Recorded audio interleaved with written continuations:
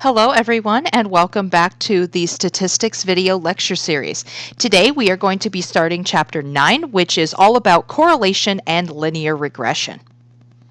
So in this section, we're going to actually be looking at a paired data set. So we're going to be looking at two data sets that are paired together, and we're going to be seeing if there is a relationship between the two variables represented by those data sets. So we're going to be determining if two variables are related to each other, and if so, how strongly are they related. So for example, let's say that a researcher wants to know if there's a relationship between the number of hours of sleep and reaction time. That would be finding what is called a correlation. A correlation is a relationship between two variables.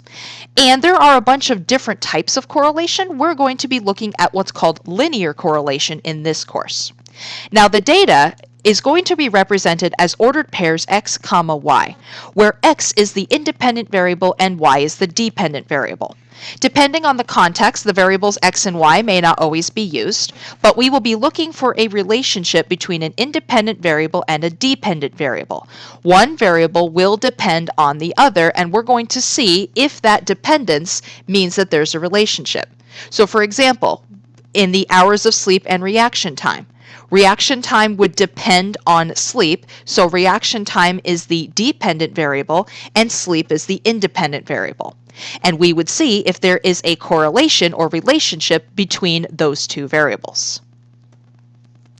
So one way that we can represent a paired data set visually is when what is called a scatter plot. We covered scatter plots and paired data sets a long time ago, back in chapter 2 when we first looked at different types of graphs and displays.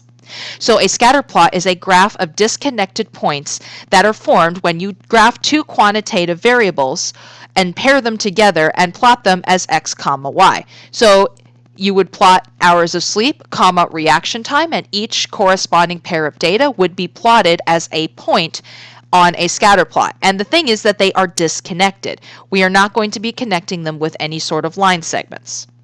Now, a scatter plot is used to very quickly visually determine whether there's a relationship and if that relationship is linear, quadratic, exponential, or maybe has no discernible pattern at all.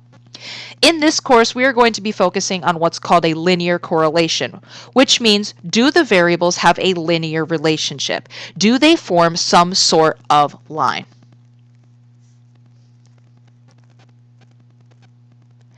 So the independent variable is going to go on the horizontal axis, and the dependent variable is going to go on the vertical axis. So this is an example of a scatter plot where, as you can see just by looking at it, there looks to be a strong negative linear correlation, because as you notice, if you trace this graph from left to right, overall these y values are tending to decrease as x increases. So the y values are generally going down. This is generally decreasing. So we say that this has a pretty strong negative linear correlation. Now, in contrast to this one, remember, you always read a graph from left to right. So if you read this from left to right, you notice how the y's tend to increase. So overall, this is increasing. So we say that this has a pretty strong positive linear correlation. It's overall slanting upward in a positive straight line. Now, this one over here on the bottom left, these points are all over the place. There's really no discernible pattern at all. They don't tend to slope up or slope down. There's really no relationship here. They're just everywhere. So this is an example where there's really no correlation at all. And then for this last one on the bottom right, you notice how this is not a line. It kind of goes up and then comes back down like this. There's clearly a relationship here. These points are clustered enough together. There is clearly a relationship. But this is not a line, so this is called a nonlinear correlation. We're going to be focusing on linear correlations in this course. Linear correlations. So interpreting correlation from a scatter plot, while scatter plots are helpful visual tools, interpreting correlation just from a scatter plot is very subjective. It's also difficult to tell just from a scatter plot how strong the correlation is, especially if it's not really obvious. So there is a more precise way to measure the type and strength of the correlation, and that is by calculating what is called the correlation coefficient. So the correlation coefficient is a single numeric value that represents both the strength and the direction of a linear relationship between two variables.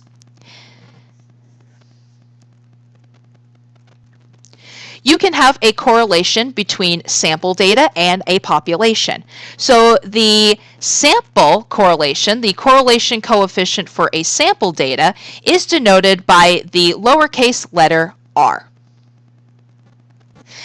The population correlation coefficient is denoted by the Greek letter rho. It's like a weird looking, it's not a P, it's the Greek letter rho.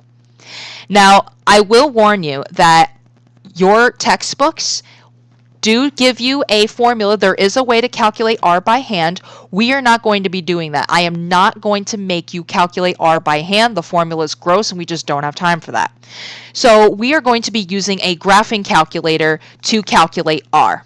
Now I will say that if on my math lab on your homework, if you on my stat lab on your homework, if you click help me solve this or view an example, it will walk you through that formula and assume that you're finding R by hand. You do not have to do that. I'm going to show you how to do that on a graphing calculator. Now, because I can't do two things at once, the steps for how to calculate the correlation coefficient and the regression line are going to be in a separate video that I'm going to link on Canvas. So I'm not going to be able to show you how to do that on a calculator in this video. You're going to have to go watch the separate video that's dedicated to those. So sorry about that, but it's hard for me to do two things at once. As you can see by the glitchy subtitles, it's sometimes hard for this computer to do even one thing at once. Anyway, so once you have figured out the correlation coefficient on a graphing calculator, it will be some sort of number, probably a decimal, actually most likely a decimal, but R is going to be some number between -1 and 1 inclusive. So R is always some number between -1 and +1. So that means that R can take on a minimum value of -1 and a maximum value of +1, and it can take on any value in between. 90% of the time, R is going to be a decimal. So when your two variables have a perfect positive correlation, I mean perfect, there is not a single point that would deviate off the line. It's completely perfect. If your variables have a perfect positive correlation, then your correlation coefficient R is equal to 1. If your two variables have a perfect negative correlation, meaning there's not a single point that deviates off that line, it's perfect. If it's a perfect negative linear correlation, then your R is equal to -1. So R, which will usually be a decimal, the closer R is to 1, the stronger the positive linear correlation. The closer R is to -1, the stronger the negative linear correlation. Now, the closer R is to 0, the weaker the correlation. If there is no linear correlation at all, meaning nothing, no linear correlation at all, then your R value would be equal to 0. So the closer that your R value is to 0, the weaker the linear correlation. Keep in mind, this doesn't mean that there's no relationship. It just means there may not be a linear relationship. So just keep in mind that even if you do get an R value of 0 or close to it, there might be a correlation. It just may not be linear. And since we're only going to focus on linear correlations here, that's what we're really going to care about. So here are a bunch of examples of scatter plots and the R value that would go with each of them. So for this first one on the top left, you notice how each of these points are in a perfect straight line. This would give us a perfect positive correlation, giving us an R value of exactly 1. Now, for the one right below it, you notice how all of these points are in a perfect straight line and it is sloping downward. This is an example of a perfect negative linear correlation, which gave us an R of exactly equal to -1. Now for this next one on the middle of the top, you notice how for here, if you kind of trace this from left to right, they're overall slanting up. This has a pretty strong relationship. And since it's slanting upward as we read this from left to right, this is a pretty strong positive correlation. And the R value that's calculated for this is 0.81. So obviously this is not exactly equal to 1, so this is not a perfect linear correlation, but 0.81 is pretty close to 1. The closer that R is to +1, the stronger the positive linear correlation.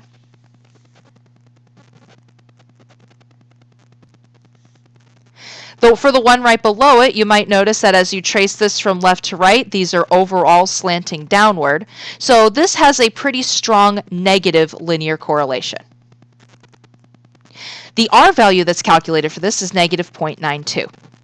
So remember, the closer R is to -1, the stronger the negative linear correlation. Now this is obviously not perfect since R is not exactly equal to -1, but this is pretty close to -1, so this is a pretty strong negative linear correlation.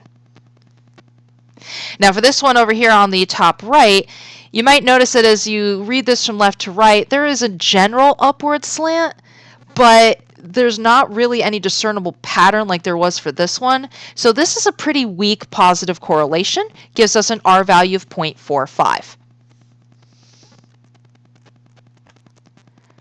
So because our R value was positive, we still have some sort of positive correlation, but because this is nowhere near 1, it is pretty weak.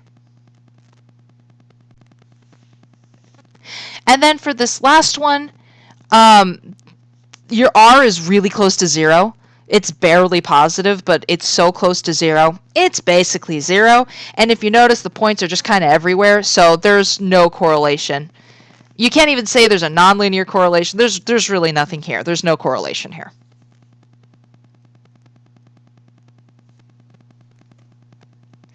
Here are some more examples of scatter plots and their corresponding R values all across the spectrum. So if the points fall exactly perfectly in a straight line that slopes down, this is an R value of -1. Notice how all the points are perfect. Then for the next one, this is a pretty strong downward slant as you read from left to right. So this is an R value of -0.7, which is a stronger negative correlation. For this one, R equals -0.4. The correlation is fairly weak, just barely negative, so it is a negative correlation, but it is fairly weak. Then for the one in the middle, R equals 0. There is no linear relationship here at all. The points are just scattered everywhere, so that gives us an R of exactly equal to 0. Then for R equals +0.3, there is a very weak but just slightly positive upward slant. So this is a weak positive correlation. Then for R equals 0.8, these are pretty clustered together all in a line that slants upward. So this is a pretty strong positive linear correlation. Remember, the closer that R is to +1, the stronger the positive linear correlation. And then for this last one, if your points fall exactly on a straight line and you have a perfect positive linear correlation, your R value is exactly equal to +1.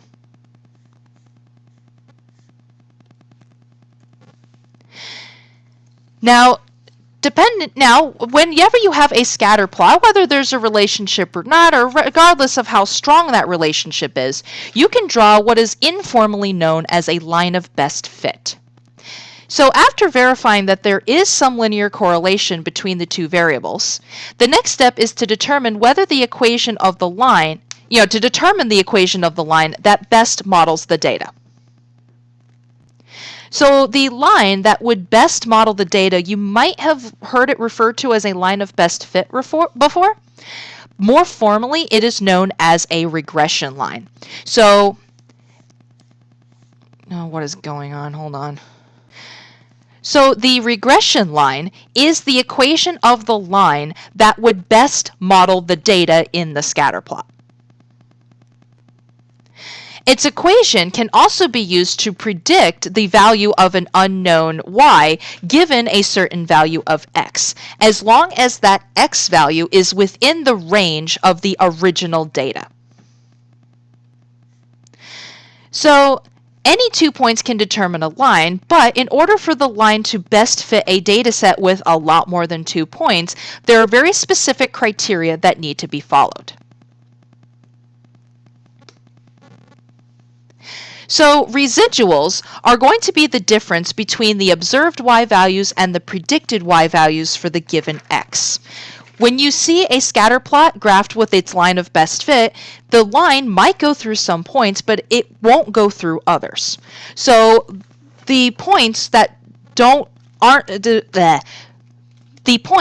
exactly fall on that line will have what is called a residual. That residual is that gap, and it is the difference between the observed y values and the predicted y values. Now, sometimes these residuals are positive, and what that would mean is that the observed y value is greater than the predicted y value. Sometimes the residuals are negative, which means that the observed y value is less than the predicted y value. And if the observed y value is exactly equal to the predicted y value, the residual is 0. Now, the regression line is the line for which the sum of all the squares of the residual is at a minimum. So this is a visual representation of what residuals are. So we have these points that form our scatter plot, and then that line that you see is the regression line that best models that data. Now, obviously, since these points are not on that line, these points have residuals. So the residual is the observed y value minus the predicted y value. The predicted y value is the one that is on the line itself. The observed y value is the one that is in the actual point. So since this point is below the line, this has a negative residual. This point here also has a negative residual, and it is greater. This point D3 over here has a positive residual since the observed y value was greater than the predicted y value. D4 also has an even bigger positive residual, and you get the idea. Now, the equation of the regression line, you guys have learned the equation of the line before. You probably remember y equals mx plus b.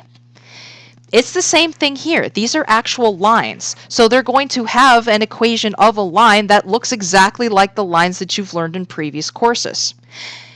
However, since these lines are used to predict y values, instead of just y equals mx plus b, we have y hat equals mx plus b, where y hat is the predicted y value.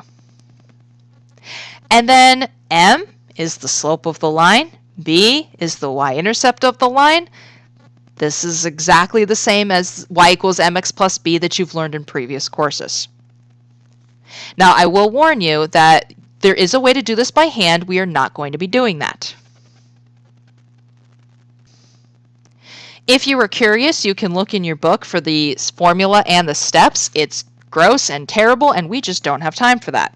So we are not going to be finding these regression lines by hand. We are going to be using a graphing calculator.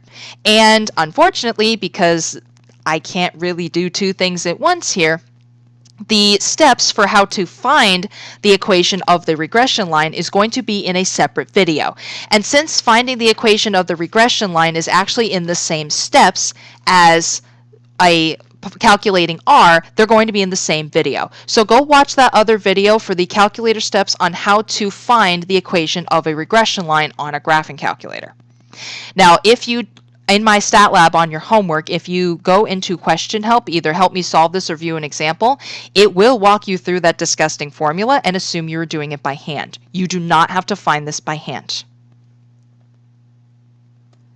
So this next example is actually the example used in that other video. So what you're going to do here is we are going to find the linear relationship between the value V of a copier dependent on the number of years T since it was purchased. So the T here, these values are the number of years after the copier was purchased, and these are the values of that copier at that year. And in that other video, you will find the equation of the regression line that best models that data. So according to the calculator steps that I will show you in another video, you will get the predicted value of the copier V hat equals negative 1250 times the year T plus 12,000. So this is the line that best models this data, and you can actually use this to predict the value of the copier for a given year T. Now what I want you guys to do is I'm going to leave a link for the video on how to find correlation coefficient and the regression line in the description of this video. So go watch that for the actual steps. And what I want you guys to do is I want you guys to take this data set here, follow those instructions that I posted in that video and the instructions that are posted on paper form on Canvas to answer parts A and B. So Old Faithful is a geyser in Yellowstone. The duration of the eruptions are given by the variable X, and the eruption times, what is it doing? So the durations, and hold on, what is going on? Okay, I think I may have fixed whatever's happening. Anyways, you have your variables X and Y, and this is one giant table that couldn't all fit on one slide. So you have your X column here, your Y column here, it's just continued here and here. So your X is going to be entered into L1.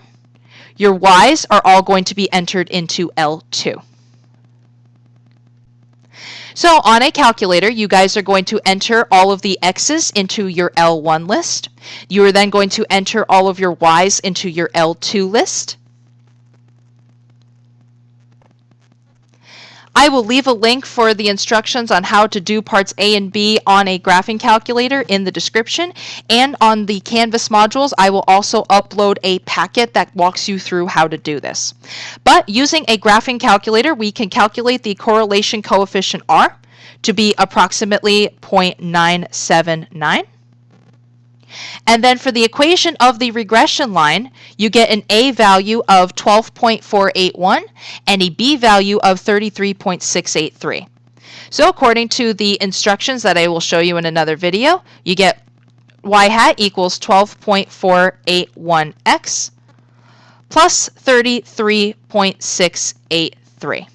Your A value will go right there next to X, and your B value will get added on the end. So that is all that we are going to be doing for this section. Please make sure that you go watch the other video for the calculator instructions, and I will also leave a link to a separate video on how to draw a scatter plot on a graphing calculator. So thank you all very much for watching, and I will see you guys in the next video.